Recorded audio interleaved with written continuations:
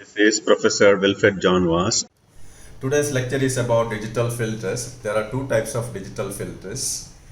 One, FIR, which stands for finite impulse response.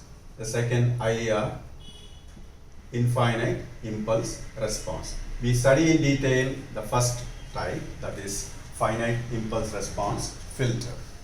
So we begin with the description of the filter. We have three different ways of describing a filter. The first is its impulse response. Notation is Hn. It will have m values. First is H0, H1, etc. Hf m minus 1. Totally there are m values there. It is also written as another set BO, B1, etc. Bm minus 1. In this notation, this represents the impulse response of the filter, whereas this set represents filter coefficients. We note that Hn and Bn, that is the impulse response and the filter coefficients, are the same in the case of FIR filters. It is not the case for IIR filter. The second description for the same FIR filter is the system function, which is given by the Z transformation of the impulse response. By definition, it expands as summation Hn z to the power of minus. The normal limits are from minus infinity to plus infinity.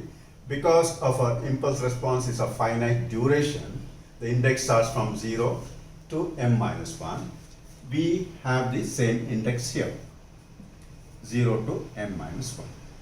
Yet another representation is known as difference equation. The difference equation, which relates the input and output of the FIR filter. Input is normally represented as Xn, output as Yn. So it is a relationship between the output Yn and input Xn, which is a well-known formula called as the convolution sum formula. H of k, x of n minus k.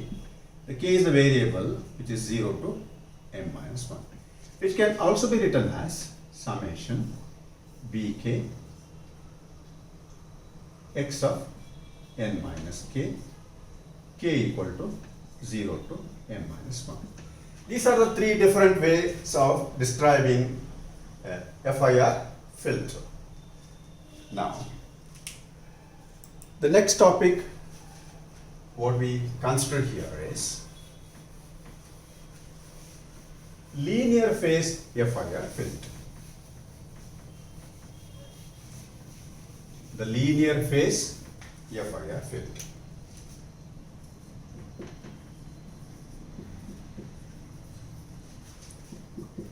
What's the meaning of linear phase? The frequency response of a filter is a function h omega, which is nothing but Fourier transformation of Hn. This function h omega is complex. Therefore, we can write its magnitude and phase separately. The second function, which is the phase of the filter, if it is linear, then such filter is called as linear phase filter. This feature is possible only with this variety. It is not possible with the second variety, that is IIR filter. This is one of the main reasons we choose a FIR filter whenever the requirement is linear phase. Now, what is the condition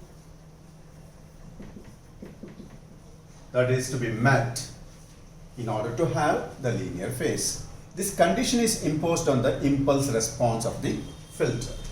That is, h of n should be equal to h of m minus 1 minus n for all n in its range. What is the range of n? This is the range of n. Within this range, this relation must be valid, which is known as symmetric condition. Symmetric condition. The second condition is called as anti-symmetric condition.